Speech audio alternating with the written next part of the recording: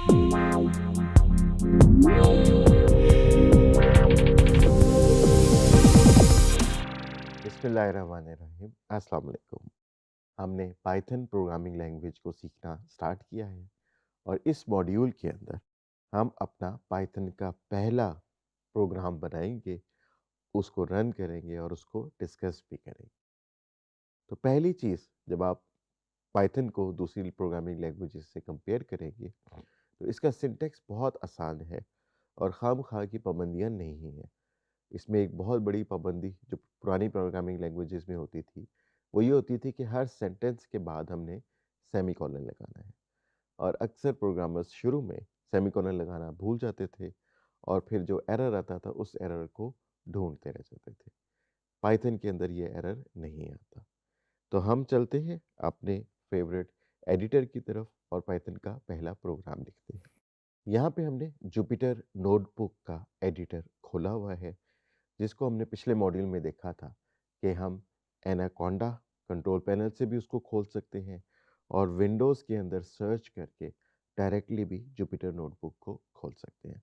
Jupyter notebook का अपना कोई स्टैंड अलोन आईडीई यानी कोड एडिटर नहीं है, बल्कि ये अपना कोड एडिटर आपके ब्राउज़र के अंदर ही खोल देता है। तो यहाँ पे हमने जो ब्राउज़र सेलेक्ट किया हुआ था उसके अंदर ही हमारा जुपिटर नोटबुक का टेक्स्ट एडिटर खुल गया है। अब यहाँ पे हमने एक फाइल बनाई और उसके अंदर अपनी पहली लाइन ऑफ कोड लिखी।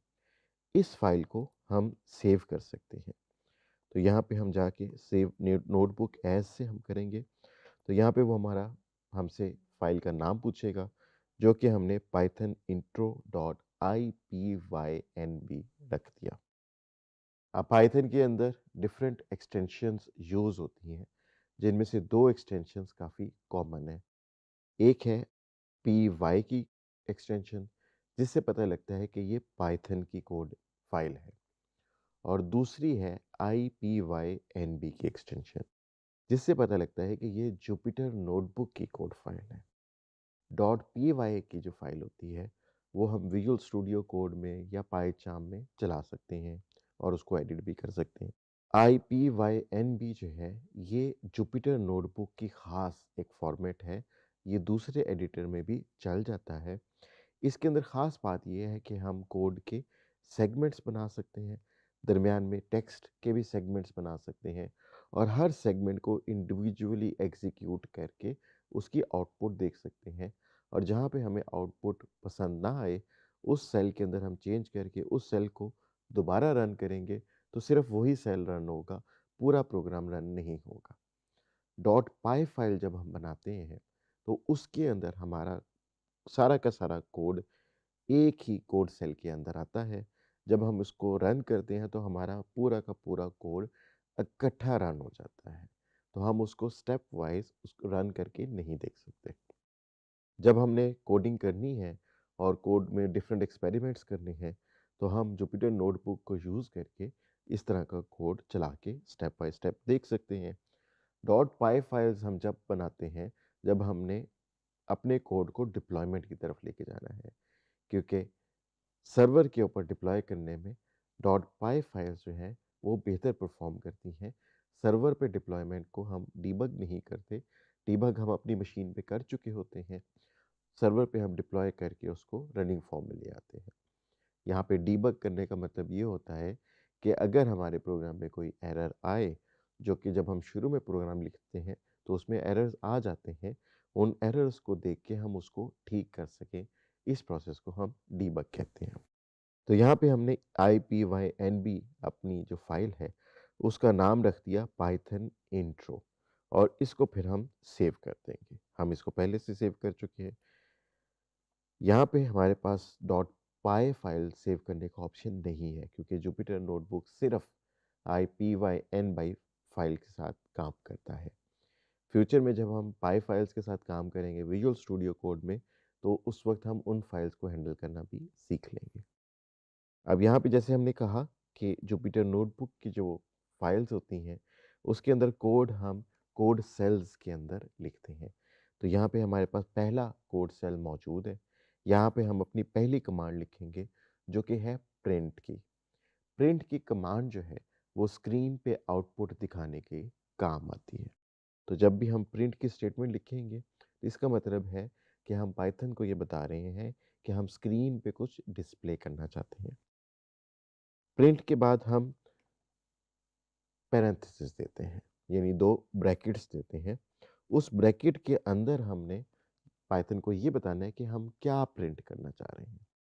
यहाँ पे हमने जो जुमला लिखा है वो लिखा है हेलो मिस्टर वकास, यानी हम इस जुमले को प्रिंट करवाना चाह रहे हैं स्क्रीन के ऊपर।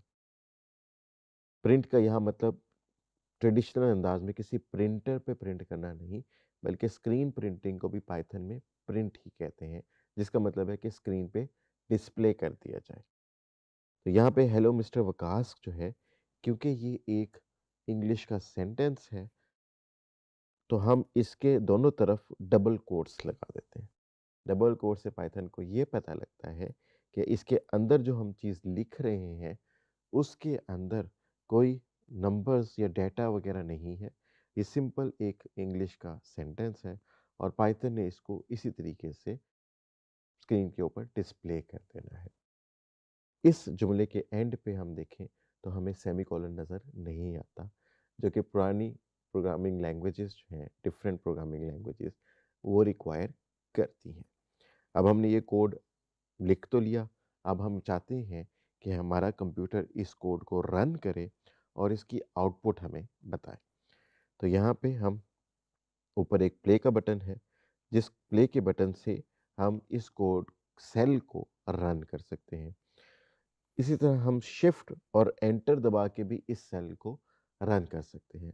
जब हम एक सेल को रन करते हैं तो पाइथन उस सेल के नीचे उस सेल की आउटपुट दिखाता है और ऑटोमेटिकली उससे नेक्स्ट सेल के ऊपर शिफ्ट हो जाता है, ताकि अब हम उस सेल को चला के देख सकें। तो यहाँ से हम इस कोड सेल को चलाते हैं और जैसे हमने पाइथन को इंस्ट्रक्शन दी थी, उसने हेलो मिस्टर वकास को स्क्रीन पे डिस्प्ले कर दिया। तो मुबारक हो, आपने अपना पाइथन का पहला प्रोग्राम लिख लिया है। तो इस प्रोग्राम को जैसे हमने डिस्कस किया, यहाँ पे हमने पाइथन की एक कमांड प्रिंट की यूज़ की। उसके बाद हमने ब्रैकेट्स के अंदर पाइथन को बताया कि हम क्या प्रिंट करवाना चाहते हैं। अब हम जो प्रिंट करवाना चाहते हैं वो इंग्लिश का सेंटेंस है, तो उसको हम डबल कोट्स में रख देते हैं, ये बताने के लिए पाइथन को कि ये इंग्लिश का सेंटेंस है, इसको एज सच ही प्रिंट कर दिया जाए स्क्रीन के ऊपर। तो हमारे पास ये स्क्रीन के ऊपर प्रिंट हो गया है। हम चाहें तो कुछ और भी प्रिंट करवा सकते हैं। तो हम यहाँ पे लिखते हैं प्रिंट, उसके साथ ब्रैकेट्स, उसके अंदर फिर हम यहाँ पे डबल कोट्स देंगे और यहाँ पे फिर हम वेलकम लिख देते हैं। अब हम 2 इंग्लिश के सेंटेंसेस प्रिंट करना चाहते हैं। पहला है हेलो मिस्टर वकास और दूसरा है वेलकम। और हम देख सकते हैं कि हमने अभी जो कोड चलाया, हम उसी को दोबारा एडिट करके भी चला सकते हैं। तो जुपिटर नोटबुक में ये फ़ायदा है कि हम किसी भी कोड सेल को आउटपुट लेने के बावजूद हम उसको एडिट करके रीरन भी कर सकते हैं और सिर्फ वही सेल रन होगा और उसकी आउटपुट चेंज हो जाएगी। लिहाजा इसको हम प्ले करते हैं। तो अब हमारे पास वो दोनों सेंटेंसेस लिखे हुए आ गए। हमारे पास हेलो मिस्टर वकास भी लिखा हुआ आ गया और उसके नीचे वेलकम का सेंटेंस भी लिखा हुआ आ गया। तो हम देख सकते हैं कि हमने यहाँ पे पाइथन को 2 कमांड्स दिए हैं। दोनों हमने 2 डिफरेंट लाइंस के अंदर लिखे। उनके दरमियान हमें सेमीकोलन डालने की कोई ज़रूरत नहीं है और हम प्रिंट के सिंपल कमांड से अपने 2 सेंटेंसेस यहाँ पे प्रिंट भी करवा सकते हैं। इससे ऊपर और इसके नीचे हमें मज़ीद कोई कोड लिखने की ज़रूरत नहीं है, जैसे कि सी प्लस प्लस और जावा में ज़रूरत होती है इसके साथ कुछ एक्स्ट्रा कोड लिखने की, सिर्फ एक हेलो का मैसेज प्रिंट करने के लिए भी। तो ये पाइथन के अंदर आसानी डाली गई कि इसके अंदर एक्स्ट्रा कोड को जो है वो रिमूव कर दिया गया। तो आपको जिस फंक्शनैलिटी की ज़रूरत है, आप एग्ज़ैक्टली सिर्फ वही फंक्शनैलिटी पाइथन को कमांड के अंदर देंगे और पाइथन वो कमांड एग्जीक्यूट करके कंप्लीट कर देगी। तो लिहाजा हमने पाइथन के यहाँ पे पहला प्रोग्राम लिखा, जुपिटर नोटबुक की पहली कोड फाइल बनाई, उसको डिस्क के अंदर सेव किया, उसके अंदर कमांड लिखा और स्क्रीन पे हमने कुछ सेंटेंसेस को डिस्प्ले कर लिया और इससे हमारा पाइथन का पहला प्रोग्राम बन गया। फ्यूचर के मॉड्यूल्स के अंदर हम मज़ीद कॉम्प्लेक्स प्रोग्राम्स लिखने की प्रैक्टिस करेंगे।